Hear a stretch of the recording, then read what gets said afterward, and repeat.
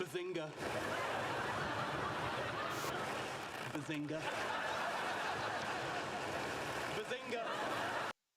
Zinga, zinga, zinga, zinga, zinga, zinga, zinga, zinga, zing, boom.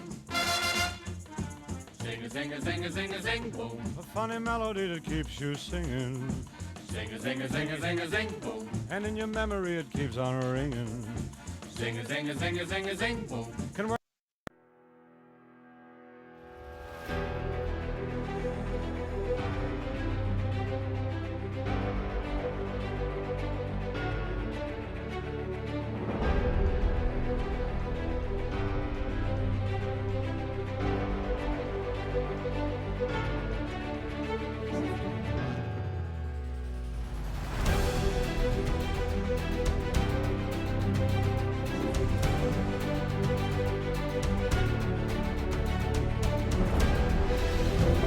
Hi, I'm John Maxwell. When the top companies in the world are looking for trainers, speakers, and coaches, there's one name that stands above the rest, and that's Maxwell Leadership. Our certified team members have gotten proven results for companies all over the globe, and our reputation, I'm proud to say, is second to none. Some of our members have risen to the top of their profession, including the one you're going to meet today. I proudly introduce you to my friend Bob Fabian Zinka. Welcome to the Leadership and Success Podcast with your host, Coach BZ. If you need to develop into a better leader, this podcast is for you. If you want to achieve a greater level of success, this podcast is for you. His mentor, Dr. John C. Maxwell, said it best: everything rises and falls on leadership. We hope to inspire you today and provide you with an insight that has the potential to positively impact the trajectory of your life. Welcome to the Leadership and Success Podcast.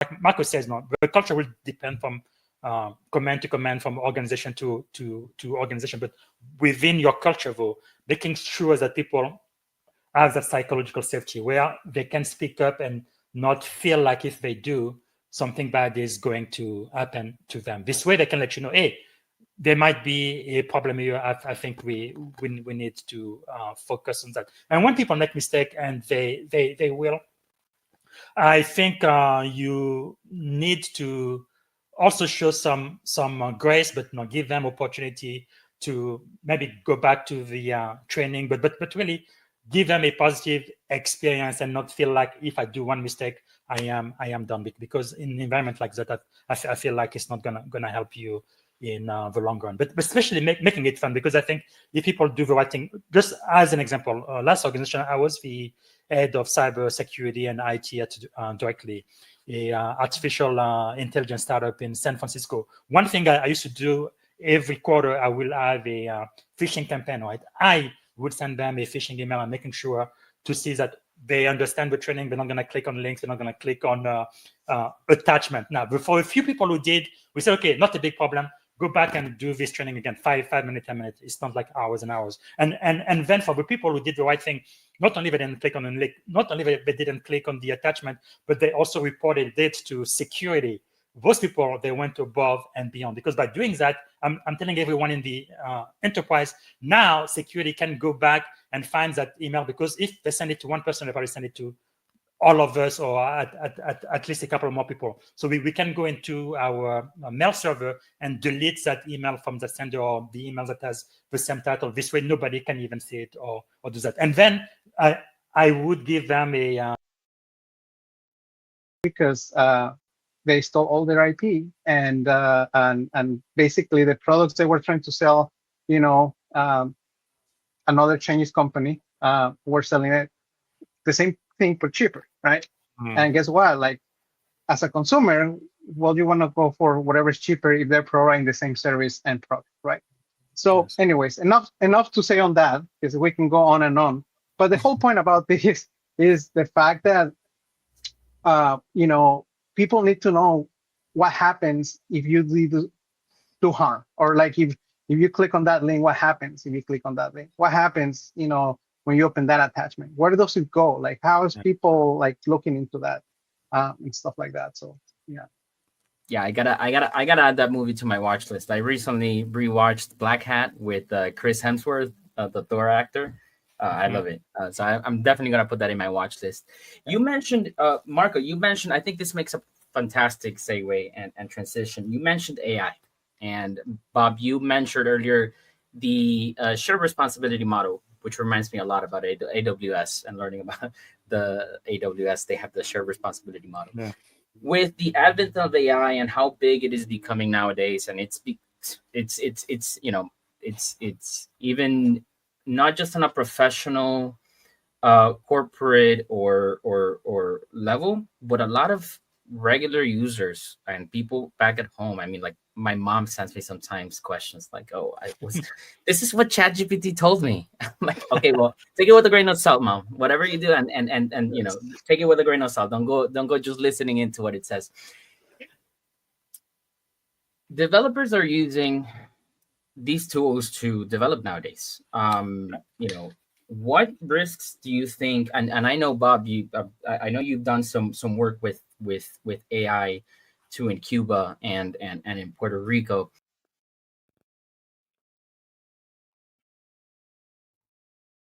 Hi everyone, this is Coach Busy. Today is Sunday, October the 5th. It's about 6 or 7 p.m. here in California, so about 9 or 7 p.m. on the East Coast. Thank you for being with me. Without further ado, let's start our moment of gratitude. This is something we do every time we meet, and we want to take 1 minute to just be in the state of mind that we are grateful for something, anything, every single day. So, if you would close your eyes, put yourself in your happy place,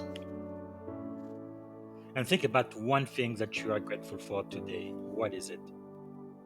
Go ahead and type it in the comment. For me today, I am really grateful for my wife, Dimitria Zinga. She's such a rock, such a support for myself and our family. Without her, I really have no idea where I would be, what I would be today. So today, Dimitria, I'm very, very grateful for you.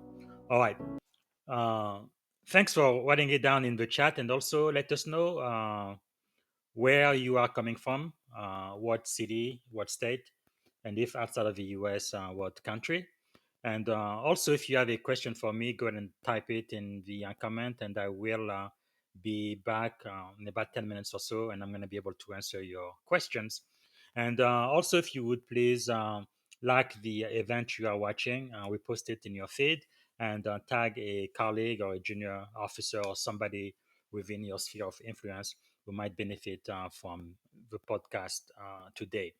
Today is going to be the 10-minute AI recap of the podcast we had, episode 82, which was about building trust. So we are going to do that today. So I've got my AI agent ready to go. They're going to speak to you for about 10 minutes or so, and I'll be back. Welcome to the podcast, everyone. Today we're delving into the intricate world of countering insider threats through trust and cultural awareness, with a special focus on honoring Hispanic and Latinx contributions in national security. I'm really excited about this topic. What really jumps out first is the idea that insider threats actually begin with people, right? Absolutely. It's like, insider threats aren't just about malicious actors or disgruntled employees. It's about understanding the human factors behind unusual behaviors. Exactly.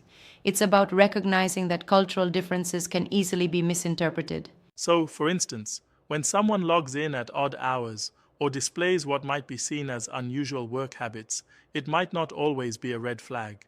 It could just be a cultural nuance. Right, right. The discussion really drove home that point.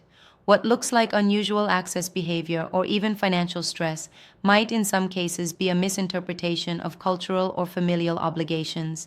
It's crucial for leaders to learn the difference between a real risk and a cultural misunderstanding. I think that's where trust really comes in, isn't it? Leaders need to balance vigilance with empathy. Without that trust, you end up with a surveillance culture that fosters fear rather than safety. Exactly. And the approach shifts from a command and control model, like you'd often see in a military setting, to one of shared responsibility, a model where every employee feels like they're part of the solution. It's a bit like, when you're playing on a team where everyone's pitching in rather than having one person just barking orders, right? Yeah, exactly. The idea is to empower people through education and transparency.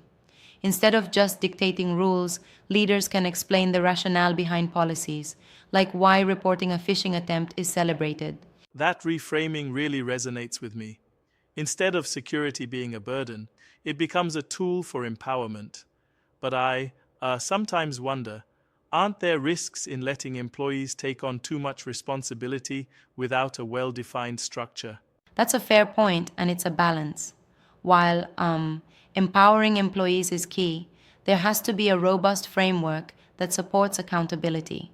We're not just saying, go figure it out. We're ensuring that each person understands their role in the bigger picture.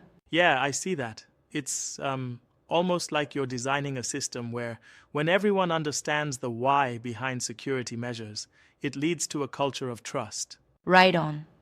And speaking of culture, the conversation clearly emphasized how leadership sets the tone. Leaders must model the behaviors they want to see.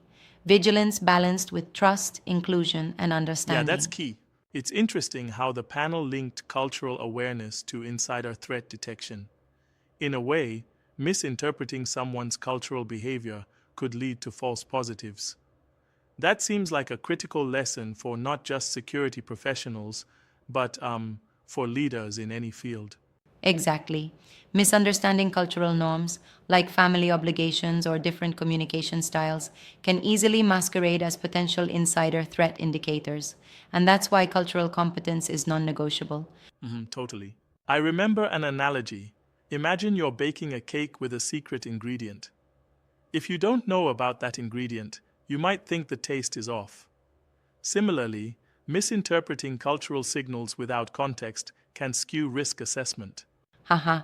Yes, it's like you're trying to detect a real threat, but you wind up catching harmless quirks instead. And that not only wastes resources, but can erode trust among teams. And trust is foundational. Without it, employees may hide mistakes or feel undervalued, which could actually open up more vulnerabilities. Absolutely. The panel really highlighted that with trust, security becomes a shared responsibility rather than a punitive measure. When people see security as a collective mission, they're more likely to engage and report potential issues without fear. I'm also really intrigued by the discussion on using AI. It seems like an enormous double-edged sword, both empowering and risky. Right, the AI factor is fascinating. On one hand, AI can automate data exfiltration or even generate deepfakes that erode trust. But on the other hand, it also offers new tools for insider threat detection. It's Exactly, like the same tool can be used for good or ill depending on how it's managed. I get that. And it puts even more emphasis on having clear policies around AI usage in the workplace. It's not just about technology, it's about ensuring that employees fully understand what's acceptable and why. Right, and education is crucial. Leaders need to instill a sort of trust-based vigilance. Employees should feel safe reporting mistakes related to AI risks rather than hiding them out of fear. It's really a whole culture change. I think that's where the idea of shared responsibility comes into the picture again. A thorough, inclusive approach where every individual is informed and empowered to act securely. Exactly. And another key takeaway was how diversity itself acts as a great security asset. The conversation really honored Hispanic and Latinx contributions, and it's striking how diverse teams naturally reduce blind spots. Yes, that completely makes sense. Right. Diversity leads to a broader range of perspectives, which in turn means better intelligence gathering, more creative problem solving, and improved resilience overall. That's it. And sometimes people think diversity is just a social value, but in the realm of national security, it's downright strategic. Bilingual skills, cultural fluency, these are all tangible advantages when countering insider threats. I totally agree. Although I do want to point out, sometimes I wonder if there might be a potential pitfall in overemphasizing cultural differences. Could that lead to stereotyping if not handled carefully? That's a really important challenge to address. We're not talking about pigeonholing people. Instead, it's about developing cultural competence to avoid misinterpretation. It's about appreciating nuance rather than making assumptions. Exactly. So, in a way, it's a balancing act, using cultural awareness to enhance security without unintentionally reinforcing biases. You got it. And that brings us back to leadership. Leaders need to model this balanced approach. By doing so, they not only help in risk detection, but also inspire trust and enable a resilient, inclusive environment. It seems like a recurring theme is that leadership isn't just about enforcing rules. It's about building a culture where people feel valued and safe. Exactly. Trust becomes the foundation upon which security is built. Think of it like constructing a bridge. If the supports aren't strong, if trust is missing, the whole structure can collapse. Right. It's like, without trust, even the best tools or policies can fall short. And honestly, in today's fast evolving threat landscape, that trust is more critical than ever. From insider threats to AI generated challenges, it's the human element that holds the key. Absolutely. And to wrap it up, the discussion really served as a call to action for leaders at all levels. It's about reflecting on how we build trust, being proactive in addressing cultural blind spots, and always championing inclusivity. I love that. It's like a roadmap for not just cybersecurity professionals, but any leader aiming to inspire resilience and trust among their teams. Yes, it is. And one of the standout messages was that security is ultimately a people issue. Technology and policies will always evolve, but the human dimension, trust, culture, and community is what truly counters insider threats. Yeah, indeed. This really challenges the traditional view, doesn't it? Instead of seeing insider threats solely through a technological or policy lens, we're embracing the complexity that comes from human interactions and cultural dynamics. Exactly. And by honoring the contributions of Hispanic and Latinx professionals, we're reminded that diversity is a strategic asset. It broadens our perspectives and ultimately makes our security frameworks more robust. Absolutely correct. I think this conversation gives each of us, whether in cybersecurity, the military, or the private sector, a lot to reflect on. How do we build trust today? How can we ensure that cultural differences are seen as strengths rather than vulnerabilities? Right, and that's the real takeaway. It's a call for leaders to invest in people, to foster environments where every team member feels seen, heard, and empowered. That's how you truly counter insider threats and honor heritage simultaneously. Exactly. Thanks for this deep dive. It's been thought-provoking and really inspiring to see how cultural awareness and trust fundamentally transform threat detection and leadership. My pleasure. Let's all take a moment to think about how we can apply these insights in our own teams, building not just secure, but truly resilient cultures. Until next time. Until next time, stay safe, lead with trust, and embrace the diversity that makes us strong.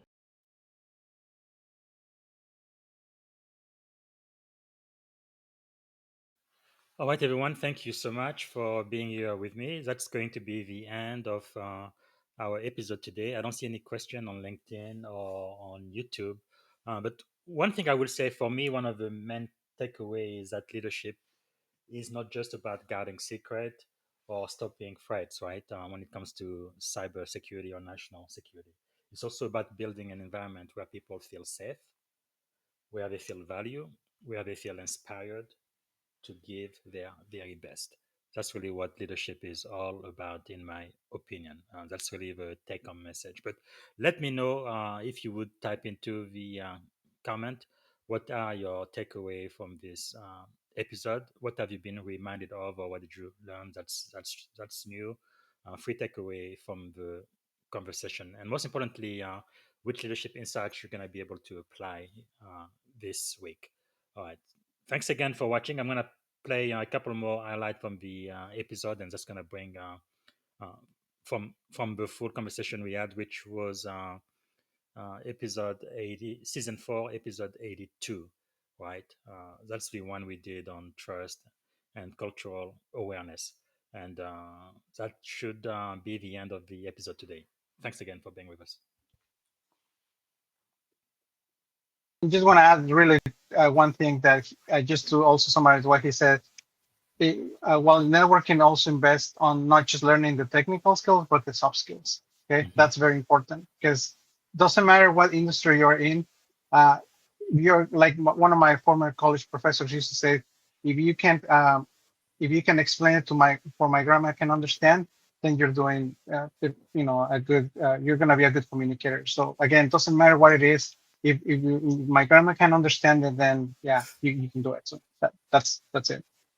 Awesome. Yeah. Thank you so much. Thank you guys so much for that. I love all those points. As somebody with a technical background, I would 100% say that networking with my university, colleges, community around me has definitely been an important part of my career. And I encourage everybody in the audience and everybody out there, if you're a technical person and you're more to yourself, try to be more open or find a friend who is outgoing and step out there, network, connect with your community, connect with your college, connect with your university, your company. But yeah, go ahead and network. With that said, I think we're coming up on time, guys. I want to thank you both for being here today with me. Wealth, I've been sitting, it's like a lecture for me. It's I've been sitting here learning from you guys a ton. You guys have brought up some fantastic points. If everybody is white, everybody's middle-aged, and everybody's male, then it's like, okay, that's not me. So it's probably not possible. So, and I also really truly believe all of our industry should reflect the diversity in our country. And that just makes sense. But talking about that benefit of diversity, let me think of 3 or 4 things I think that are really important, especially when we talk about national security or cyber security. One is the broader perspective and problem solving, right? Cognitive diversity, having people who think completely different. That really adds so much to the organization. And in cybersecurity and national security, adversaries tend to exploit blind spots, right? But when you have a diverse team, it's less likely to think in a single channel way. So that really adds a lot. Stronger trust and engagement as well. When people feel like you can be who you are and you are part of the team. So by becoming a sailor, a member of the US Navy organization, doesn't mean that you are no longer Black or Hispanic. You are still that, but you are also one of us. You wear our uniforms. That provides psychological safety. You belong here. And then there is improved performance and outcome. I mentioned earlier, I believe it was McKinsey and also the Harvard Business Review. They did studies, and consistently teams that are diverse, they outperform homogeneous team in profitability, which businesses like that, making money, creativity, and decision quality. Always outperform them. And then finally, if I can add one more, is also that heritage as a source of resilience as well. Your cultural values. Like I said, for example, generally speaking, in the Hispanic community, familismo, family loyalty, but also Ubuntu, right? I am because we are. So that built into a framework of resilience and ethical responsibility. So heritage stories of migration, sacrifice, overcoming adversity, inspire perseverance in teams facing modern challenges. So I think because of all of that, diverse teams are a must. We must be, but the thing for me is you do have to be intentional about leading a diverse team. Otherwise, all you're gonna get white male on your team, because that's where you look. But you have to be very, very intentional. I want this team to be as diverse as possible, so we can.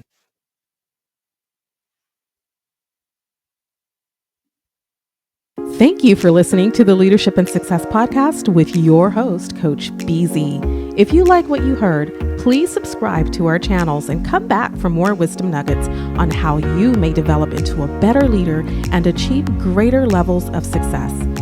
Leadership is the most critical skill. The world will always need leaders to lead others, deploy the next disruptive technology, or execute a business strategy. You may as well decide on counting yourself among the 21st century leaders. See you right here next time on the Leadership and Success Podcast with Coach BZ.